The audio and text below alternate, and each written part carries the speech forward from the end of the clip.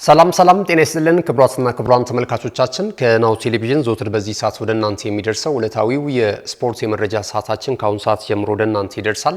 ለዛሬም ዕለተ ማክሰኞ ሰኔ 17 2017 ዓ.ም የተለያዩ የሀገር ቤትና የባህር ማዶ ስፖርታዊ መረጃዎችን አሰናድተናል። እስከ ስፖርታዊ መረጃችን ፍጻሜ ድረስ አብራችሁን እንድትቆዩ የአክብሮት ግብዣችን ነው። አብራችሁን በዛሬው የመረጃ ሰዓታችን ከሀገር ቤት የኢትዮጵያ ፕሪሚየር ሊግ የውድድር ዓመቱን የመጨረሻ ጨዋታዎች እንደዚሁም ደግሞ በሌላኛው የሀገር ቤት መረጃችን ደግሞ የሚሆነው ስድስተኛው መላው የኢትዮጵያ ጨዋታም ወደ መጠናቀቁ እየደረሰ ይገኛል። አብዛኞቹ የውድድር አይነቶች ፍጻሜያቸውን እያገኙ ይገኛሉ። በውድድሩ ላይ ተሳታፊ ሆነው ሻምፒዮና የሆኑ አትሌቶችም እንደዚሁ የተለያዩ የሜዳሊያ የዋንጫና እንደዚሁም የእውቅና ሽልማት እየተበረከተላቸው ነው የሚገኘው። ከነገ በስቲያ በደማቅ ስነ ስርዓት በኦሮሚያ ክልል በጅማ ከተማ ያለፉትን ቀናቶች በደማቅ ሁኔታ ሲከናወን የነበረው የውድድር መድረክ በደማቅ ስነ ስርዓት ፍጻሜውን እንደሚያገኝ የባህልና ስፖርት ሚኒስቴር ያደረሰን መረጃ ያመለክታል። ይህንን የተመለከቱ መረጃዎችንም ወደ እናንተ የምናደርስ ይሆናል። ከባህር ማዶ እንደዚሁ የዓለም ክለቦች ዋንጫ የውድድር መድረክ በሀገር አሜሪካ አስተናጋጅነት እየተከናወነ ይገኛል። አሁን ላይ እንግዲህ ምድባቸውን ያላለፉ ሀገራቶች ክለቦች እንደዚሁ ከውድድር መድረኩ እየተሰናበቱ ነው የሚገኙት። ወደ ጥሎ ማለፍ 16ቱም የተቀላቀሉ ክለቦች እየተለዩ ይገኛሉ። ትላንትና እንግዲህ ተሰናባችና ቀሪ ክለቦች እየተለየበት የሚገኘው ይህ የውድድር መድረክ ጨዋታዎችን አስተናግዷል። ዛሬም የሚደረጉ ጨዋታዎች አሉ። እነዚህን እንመለከታለን። ወደ ባህር ማዶ ስፖርታዊ አጫጭር መረጃዎች ደግሞ ስናልፍ በተለይ ዝውውርን መሰረት ያደረጉ መረጃዎች እየወጡ ነው የሚገኙት። በአዲሱ የውድድር ዓመት ክለባቸውን ጠንካራ አድርገው ለመቅረብ የተለያዩ ተጫዋቾችን ወደ ክለባቸው እየቀላቀሉ የሚገኙ ክለቦች አሉ። አርሰናል፣ ማንቸስተር ዩናይትድ፣ ቼልሲን እንዲሁም ደግሞ ሌሎች ክለቦችን የተመለከቱ መረጃዎችን ወደ እናንተ የምናደርስ ይሆናል። ሊቨርፑልን ጭምር ማለት ነው።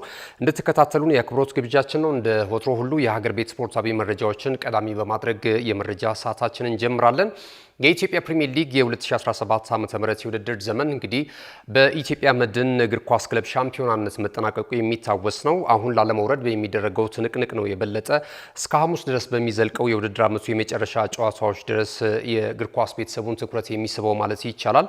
የ36ኛ ሳምንት መርሃ ግብር ጨዋታዎች በዕለተ እሁድ ጅማሯቸውን አድርገው በአዳማ ሳይንስና ቴክኖሎጂ ዩኒቨርሲቲ ስቴዲየም በመከናወን ላይ ነው የሚገኙት።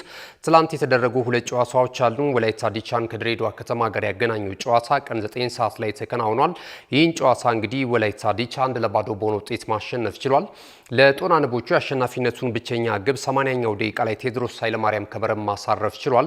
ወላይታ ዲቻም የውድድር ዓመቱን እንግዲህ በድል መደምደም ችሏል ማለት ነው። ወላይታ ዲቻ ትላንትና ድል ማስመዝገቡን ተከትሎ በውድድር ዓመቱ የሰበሰባቸውን ነጥቦች ወደ 48 ከፍ አድርጓል። ደረጃውን ማሻሻል የቻለበትን ውጤት ነው ማስመዝገብ የቻለው። በቀጣይ እንግዲህ የሊጉን የዋንጫ ክብር ለማሳካት እንደዚሁ ጥረት እንደሚያደርጉ ከጨዋታው መጠናቀቅ በኋላ አሰልጣኙ ከሱፐር ስፖርት ጋር በነበራቸው ቆይታ እንደዚሁ ሀሳባቸውን ገልጸዋል። ያሬድ ገመቹ የወላይታ ዲቻው አሰልጣኝ ማለት ነውና ጥሩ የውድድር ዓመት ነበረን፣ በቀጣይ ግን በዋንጫ የታጀበ የውድድር ዓመት ይኖረናል ሲሉ ለደጋፊዎቻቸው እንደዚሁ ቃል የገቡበትን ቃለ ምልልስ አድርገዋል ከሱፐር ስፖርት ጋር። ድሬዳዋ ከተማ እንግዲህ ያለመውረዱን ያረጋገጠበት ነው ማለት ይቻላል። 1-0 በሆነ ውጤት ቢሸነፍም ነገር ግን አሁን ላይ ስጋት ከሌለባቸው ክለቦች መካከል አንደኛው ነው ማለት ይቻላል። ድሬዳዋ ከተማ አጀማመሩ እጅግ በጣም ግሩም ነበር። ያሰልጣኝ ይታገዙ እንዳለ በዚህ ጨዋታ ላይ እንግዲህ በውድድር ዓመቱ መጨረሻም ቢሆን አሰልጣኝ ይታገዙ እንዳለ ከረጅም ቅጣት በኋላ የተመለሱበትን የጨዋታ ሂደት ተመልክተናል። ቴክኒካል ኤሪያው ላይ ሆነው ቡድኑን መርቷል። ከዛ ባለፈ መሐመድ ናስር የቀድሞ የኢትዮጵያ ቡና እግር ኳስ ክለብ ተጫዋች እንዲሁም የብሔራዊ ቡድኑም ተጫዋች ነው። ለረጅም ጊዜ ጉዳት ላይ ነበረ። ትላንትና በውድድር ዓመቱ መጨረሻም ቢሆኑ ወደ ሜዳ ተመልሷል ማለት ነው። ሌላ አመሻሽ 12 ሰዓት ላይ ጅማሮን ያደረገው የአርባ ምንጭ ከተማና ሀዲያ ሆሳዕና ጨዋታም በአርባ ምንጭ ከተማ 1-0 በሆነ ውጤት ፍጻሜውን አግኝቷል።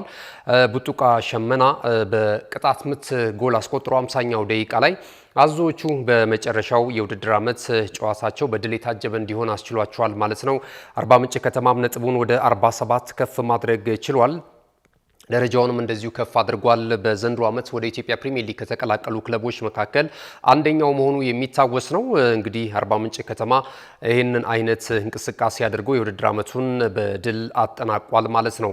ዛሬ የሚደረጉ ጨዋታዎች አሉ። ዛሬ የሚደረጉትን ጨዋታዎች ደግሞ ስንመለከት እንደዚሁ ሐዋሳ ከተማ ከአዳማ ከተማ ጋር ቀን 9 ሰዓት ላይ የሚደረገው ጨዋታ እጅግ በጣም ወሳኝ ነው። በተለይ ለአዳማ ከተማ በጣም አስፈላጊ 3 ነጥብ ይመዘገብበታል ተብሎ ይጠበቃል። በእርግጥ አዳማ ከተማ በዚህ ጨዋታ ላይ ድል ማስመዝገብ ቢችልም የሌሎቹም ክለቦች ውጤትና እሱ የሚያሸንፍበት የጎል ልዩነትም እጅግ በጣም ወሳኝ እንደሆነ እየተመለከትን ነው የምንገኘው። አሁን ላይ 39 ነጥቦች አሉት። 16ኛ ደረጃ ላይ ነው የሚገኘው። አዳማ ከተማ እግር ኳስ ክለብ እንግዲህ በጣም አንጋፋ ከሚባሉ የፕሪሚየር ሊጉ ድምቀት ክለቦች መካከል አንደኛው ነው። ለመትረፍ ታምር ይፈልጋል። ስለዚህ ዛሬ ጨዋታውን ያደርጋል። የሱ ማሸነፍ ብቻ ወሳኝ አይደለም። በፕሪሚየር ሊጉ ለመትረፍ እንግዲህ ዛሬ የሚያደርገውን ጨዋታ በምን አይነት ውጤት ያጠናቅቃል የሚለው ነገር ይጠበቃል። ሐዋሳ ከተማም ይህንን የጨዋታ ውጤት አጥብቆ ይፈልጋል። ምክንያቱም ለ12 ጨዋታዎች ቀደም ሲል እንዳነሳ ነው አልተሸነፈም። ስለዚህ በአሸናፊነት ጉዞ ለመቀጠል ይህን ጨዋታ በድል መደምደም ነው ለመደምደም ወደ ሜዳ ይገባል ተብሎ ነው የሚጠበቀው ማለት ነው።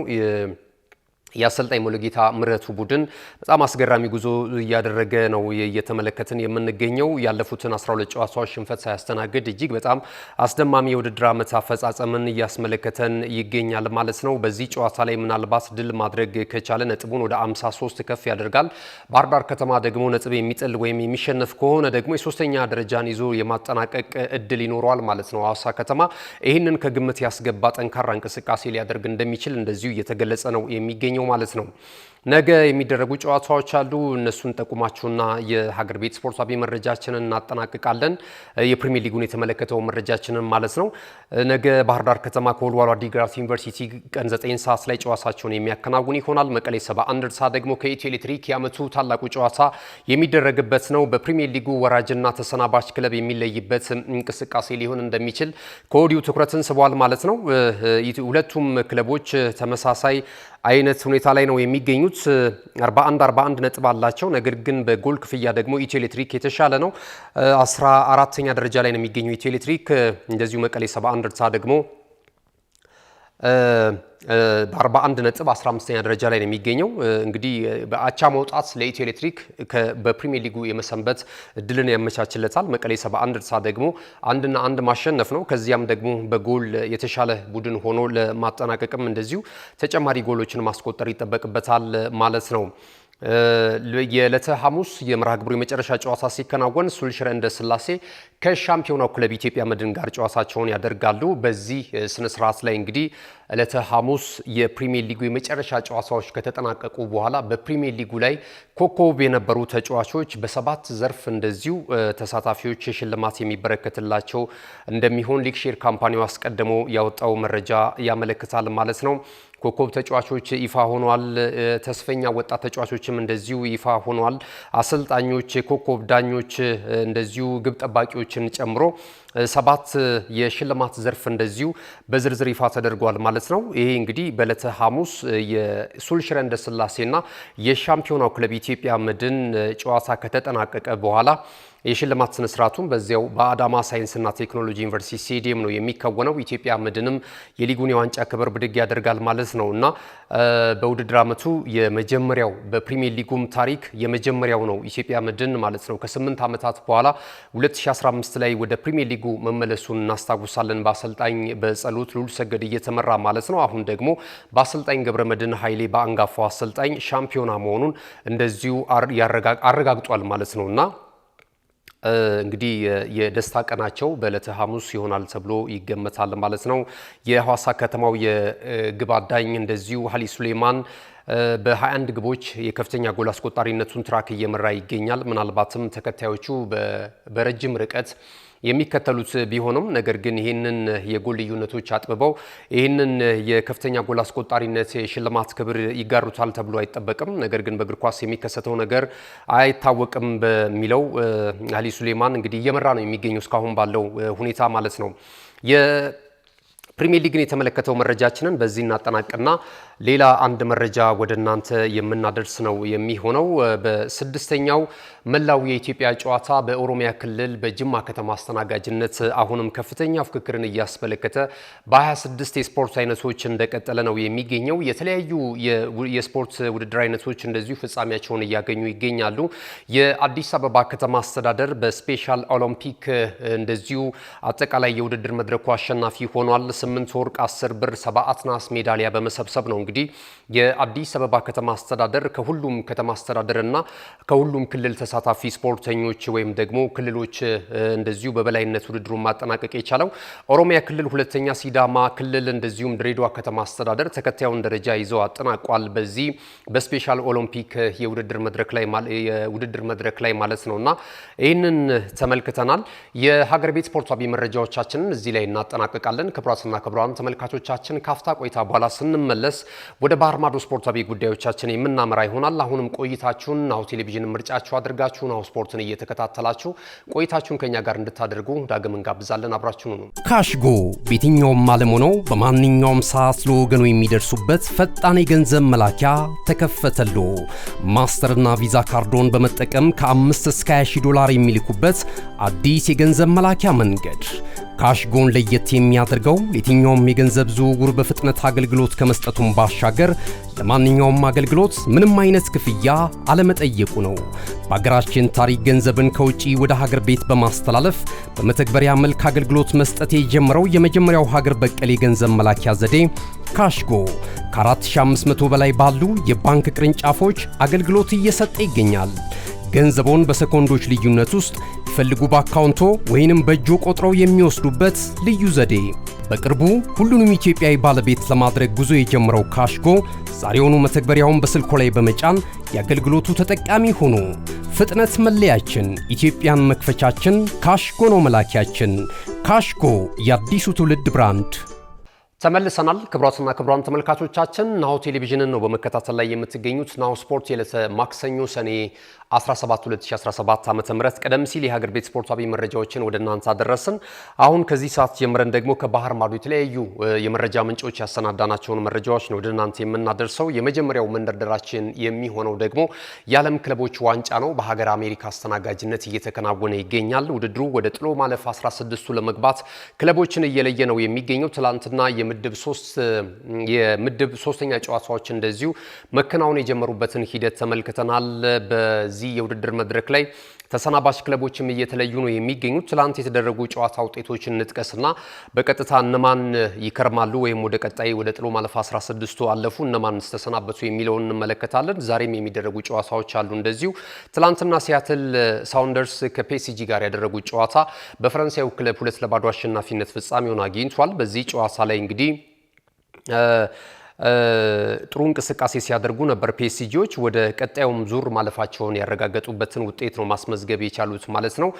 አትሌቲኮ ማድሪድ በዚሁ ምድብ ከብራዚሉ ክለብ ቦታፎጎ ጋር ያደረገውን ጨዋታ 1-0 በሆነ ውጤት ማሸነፍ ችሏል። አንቷን ግሪዝማን 87ኛው ደቂቃ ላይ ፈረንሳዊ ኢንተርናሽናል አትሌቲኮ ማድሪድን አሸናፊ ያደረገ ግብ ከመረብ ማሳረፍ ችሏል። ነገር ግን አትሌቲኮ ማድሪድ ከምድቡ ማለፍ አልቻለም፣ በጎል ክፍያ ብልጫ ተወስዶበት ማለት ነውና 6 ነጥቦች ቢኖሩትም በጎል ክፍያ አንድ ግብዳ ስላለበት እንግዲህ ከዚህ የውድድር መድረክ ተሰናብቷል ማለት ነው።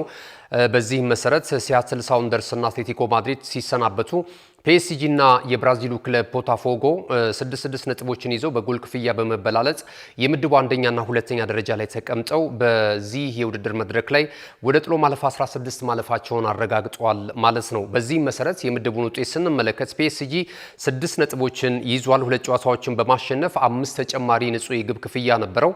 ቦታፎጎ በተመሳሳይ 6 ነጥቦች አሉት፣ 1 ተጨማሪ ንጹህ የግብ ክፍያ አለው። አትሌቲኮ ማድሪድ 6 ነጥብ ቢኖረውም ነገር ግን አንድ የግብ ዕዳ ስለነበረበት ከውድድር መድረኩ ተሰናብቷል።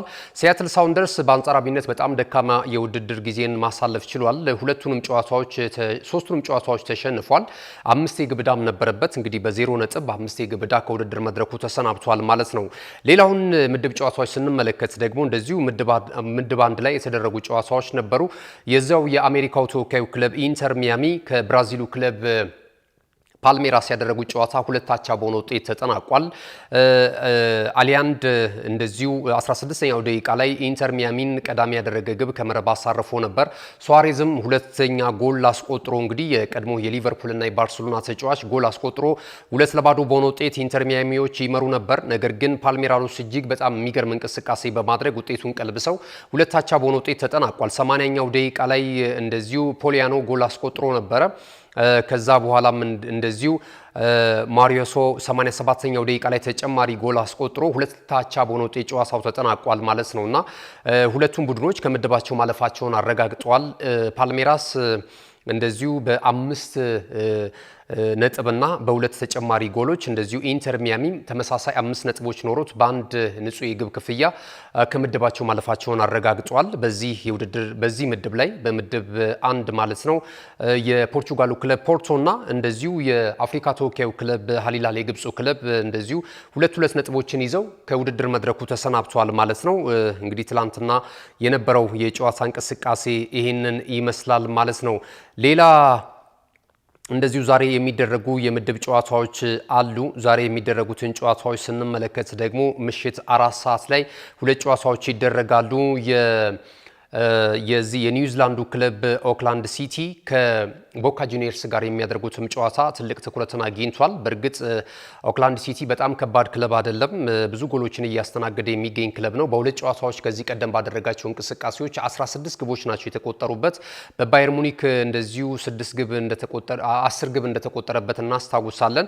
ከዛ ባለፈ ደግሞ ቦካ ጁኒየርስም እንደዚሁ 6 ግቦችን ነው ከመረብ ያሳረፈበትና ከዚህ አንጻር እንግዲህ ምናልባት ከምድቡ የማለፍ ነገር ተሟጧል ማለት ይቻላል። ኦክላንድ ሲቲ ቦካ ጁኒየርስ ቻንስ አለው። ምናልባት በዚህ ጨዋታ ላይ ድል ማስመዝገብ ከቻለ የተሻለ ነገር ሊፈጠርለት ይችላል ማለት ይቻላል። አሁን ላይ እንግዲህ ቦካ ጁኒየርስ 1 ነጥብ ነው ያለው። ነጥቡን ወደ 4 ሊያሳድግ ይችላል እየተባለ ነው የሚገኘው ማለት ነው በጨዋታው እንቅስቃሴ ላይ። ሌላ የባየር ሙኒክና የቤኔፊካ ጨዋታዎችም እንደዚሁ ይጠበቃሉ። ሁለቱ ምድቡን እየመሩ ነው የሚገኙት በዚህ የውድድር መድረክ ላይ ማለት ነው። ባየር ሙኒክ ሁለቱንም ጨዋታዎች በማሸነፍ 6 ነጥቦችን ይዞ ምድቡን በቀዳሚነት እየመራ ይገኛል። ቤኔፊካ ደግሞ በ4 ነጥብ ሁለተኛ ደረጃ ላይ ነው የሚገኘው ማለት ነው። ዛሬ እንግዲህ የሚያደርጉት ጨዋታ ባቻ ውጤት የሚጠናቀቅ ከሆነ ሁለቱም ቡድኖች ተያይዘው ከምድባቸው ማለፋቸውን የሚያረጋግጡ ይሆናል። ነገር ግን የሚሸናነፉ ከሆነ የበለጠ ለቦካ ጁኒየርስ እድል ሊከፍትለት ይችላል ጨዋታውን የሚያሸንፍ ከሆነ። ሌላኛው ምድብ ላይ የሚገኘው እንግዲህ ምድብ 4 ነው። የቱኒዚያው ክለብ ኢኤስ ቱኒዝ ከቼልሲ ጋር ጨዋታቸውን ያደርጋሉ። ቼልሲ ሁለት ጨዋታዎችን አድርጎ በአንዱ ድል ሲቀናው በአንዱ ሽንፈትን አስተናግዷል። ስለዚህ ዛሬ የሚያደርገው ጨዋታ እጅግ በጣም ወሳኝ ነው ማለት ይቻላል። ሎስ አንጀለስ ኤፍሲ እንደዚሁ ከፍላሚንጎ ጋር የሚያደርጉትም ጨዋታ ይጠበቃል። ምድቡን ፍላሚንጎ በ6 ነጥብ ይመራል። ቼልሲ 3 ነጥብ አለው። ኢኤስ ቱኒዝም በተመሳሳይ 3 ነጥብ አለው። እንደዚሁ ኤልኤፍሲ ወይም ደግሞ እንደዚሁ ሎስ አንጀለስ በ0 ነጥብ የምድቡ ግርጌ ላይ ተቀምጧል ማለት ነው። ዛሬ በተለይ በቼልሲና እንደዚሁ በኢኤስ ቱኒዝ መካከል የሚደረገው ጨዋታ በጣም ወሳኝ ነው። እንደዚሁም በሎስ አንጀለስና በፍላሚንጎ መካከልም የሚደረገው ጨዋታ በጣም ወሳኝ ነው። የዓለም ክለቦች ዋንጫ እንግዲህ አነጋጋሪ ጉዳዮችን ይዞ እየቀጠለ ነው የሚገኘው። በተለይ ከአየር ንብረቱ ጋር በተያያዘ በጣም ሞቃታማ ነው እያሉ ለጨዋታ ምቹ ያለመሆኑን አንዳንድ አስተያየት ሰጪዎች እየገለጹ ይገኛሉ። በዛው በውድድር መድረኩ ላይ የሚሳተፉት ለምሳሌ የቼልሲው አሰልጣኝ ኤንዞ ማሬስካ ሙቀቱ እጅግ በጣም ከባድ ነው፣ እግራችንን እየፈጀን ነው የሚገኘው፣ ስለዚህ ለእግር ኳስ በጣም ብዙም አመቺ አይደለም የሚል አይነት ቅሬታቸውን በማቅረብ ላይ ነው የሚገኙትና ብዙ አማራጮችን መመልከት አለበት ፊፋ ከዚህ በኋላ ይህን አይነት የውድድር መድረክ ሲያስተናግድ በተለይ አየር ንብረት ጋር በተያያዘ ለስፖርተኞቹ ምቹ አይነት ከባቢን መፍጠር አለበት ወይም ደግሞ እንደዚህ አይነት ስቴዲየሞችን መምረጥ አለበት የሚል ሀሳባቸውን ገልጿል ማለት ነው። ከዚሁ ከዓለም ክለቦች ዋንጫ የውድድር መድረክ መረጃ ሳንወጣ ሪኮ ሉዊስ እንግዲህ የማንቸስተር ሲቲው የተከላካይ ስፍራ ታዳጊው ተስፈኛው ተጫዋች ቀይ ካርድ መመልከቱን እናስታውሳለን። በባለፈው ጨዋታ ላይ ማለት ነው ቀይ ካርድ ተመልክቶ ነበረ። አሁን ላይ እንግዲህ ከቀይ ካርዱ ቅጣት በዘለለ ሁለት ተጨማሪ እንደዚሁ ቅጣቶች እንደተላለፉበት እየተገለጸ ነው የሚገኘው። ይህ ተጫዋች እንግዲህ በቀጣይ ምናልባት ጥሎ ማለፉ ላይ ቼልሲ ሲቲ በዚህ ውድድር መድረክ ላይ ረጅም ጉዞ የሚያደርጉ ክለቦች መካከል አንደኛው መሆኑ ይታወቃል። ምናልባት ወደ ሜዳ የሚመለስበት ጊዜ በጣም እየተራዘመበት ነው የሚገኘው ከቅጣት ጋር ተያይዞ ማለት ነውና እነዚህ አይነት ጉዳዮች እየወጡ ነው የሚገኙት ማለት ነው። የዓለም ክለቦች ዋንጫ የውድድር መድረክን የተመለከተው መረጃችን ይህንን ይመስላል። አሁን በቀጥታ አጫጭር ስፖርታዊ መረጃዎችን ወደ እናንተ የምናደርስ ይሆናል። አብራችሁኑ ነው። ወደ መጨረሻው የመረጃችን ምዕራፍ ተሸጋግረናል። አጫጭር ስፖርታዊ መረጃዎችን በተለይ ዝውውርን መሰረት ያደረጉ መረጃዎችን ወደ እናንተ የምናደርሰው በአዲሱ የውድድር ዘመን እንግዲህ ክለቦቻቸውን ለማጠናከር የተለያዩ ክለቦች የተለያዩ ተጫዋቾችን ወደ ክለባቸው በማምጣት ላይ ነው የሚገኙት። ቀደም ሲል እንግዲህ በሩመር ደረጃ ይነሱ የነበሩ የዝውውር መረጃዎች አሁን መልክ እየያዙ ክለቦችም እያስፈረሙና ኦፊሻሊ እንግዲህ የክለባቸው ተጫዋች መሆናቸውን እያወጁ ነው የሚገኙት። በአሳለፍነው ዓመት በጣም የከፋ የውድድር ዓመት በሊጉ ካሳለፉ ክለቦች መካከል አንደኛው ማንቸስተር ዩናይትድ መሆኑ ይታወቃል። ይህ ማንቸስተር ዩናይትድ እግር ኳስ ክለብ እንግዲህ አዳዲስ ተጫዋቾችን ለማምጣት ከፍተኛ ጥረት በማድረግ ላይ ነው የሚገኙት። ነባር ተጫዋቾችንም እንደሚሸኝ እንደዚሁ መረጃዎች እየወጡ ይገኛሉ። በተለይ የፊት ዲፓርትመንቱ ላይ ከፍተኛ ለውጥ ሊኖር እንደሚችል እየተገለጸ ነው የሚገኘው። ከዚህ ቀደም እንግዲህ በክለብ ውስጥ ብዙ ተስፋ ተጥሎባቸው ኦልድ ትራፎርድ ስቴዲየም የደረሱት እንደነ ጆሹዋ ሲርኬዚን እና ራስመስ ኦይሉንድን የመሳሰሉ የፊት መስመር አጥቂዎች ቀጣይ መዳረሻቸው ምናልባት ወደ ጣሊያን ሴሪያ ሊሆን ይችላል። ክለቡን ይለቃሉ እየተባለ እየተገለጸ ነው የሚገኘው። የነሱን ምትክ ለማምጣት ደግሞ አስቀድመው እንቅስቃሴ በማድረግ ላይ እንደሚገኙ ይታወቃል። ማቲያስ ኩናን ከወልቨርሃምፕተን ወንደረርስ በ62.5 ሚሊዮን ፓውንድ ማስፈረማቸው ይታወቃል። አሁንም አዳዲስ ተጫዋቾች ወደ ኦልድ ትራፎርድ ስቴዲየም ለመምጣት ከፍተኛ ፍላጎት እያሳደሩ ነው የሚገኙት። ብሪያን ምቤሞ የብሬንትፎርድ ሲቲ የፊት መስመር አጥቂ አሁን ወደ ማንቸስተር ዩናይትድ ለማቅናት ከፍተኛ እንቅስቃሴ በማድረግ ላይ እንደሚገኝና መረጃዎችም የዩናይትድ ንብረት ለመሆን ስለመቃረቡ ነው እየተገለጸ የሚገኘው። ይህ ተጫዋች እንግዲህ በአሰልጣኝ ቶማስ ፍራንክ ስር በብሬንትፎርድ ሲቲ ያለፉትን 2 ዓመታት በተለይ በጣም ስኬታማ ጊዜን ማሳለፍ ችሏል። በአማካኝ ከ15 ግቦች በላይ ያስቆጥራል በአመቱ ማለት ነው። ዘንድሮ እንደውም በተጠናቀቀው የውድድር ዘመን 20 ግቦችን ከመረብ አሳርፏል። 8 ለጎል የሆኑ ኳሶችንም እንደዚሁ ለቡድን አጋሮቹ አመቻችቶ ማቀበል ችሏል። ይህንንም ተከትሎ እንግዲህ ማንቸስተር ዩናይትድ ይህንን ተጫዋች ፊርማ ለማግኘት ከፍተኛ እንቅስቃሴ በማድረግ ላይ ነው የሚገኘው። ከማንቸስተር ዩናይትድ በተጨማሪ ቶተንሃም ሆትስፐርስም በእርግጥ ይፈልገዋል። ተጫዋቹ ደግሞ ወደ ዩናይትድ የመምጣት ፍላጎት አለው ነው እየተባለ የሚገኘው። ይህንን በማግባባቱ ረገድ ደግሞ ግብ ጠባቂው አንድሬ ኦናና የሀገሩ ልጅ መሆኑን ተከትሎ እያግባባው ይገኛል ዩናይትድን ምርጫው እንዲያደርግ ማለት ነውና ማንቸስተር ዩናይትድ አስቀድሞ 45 ሚሊዮን ፓውንድ እንደዚሁ በቅድሚያ የሚከፈል ከዚያም እየታየ የተጫዋቹ ብቃት ደግሞ በሂደት የ10 ሚሊዮን ፓውንድ ተጨማሪ ክፍያ እንደዚሁ ለመክፈል ዋጋ አቅርቦ ነበረ።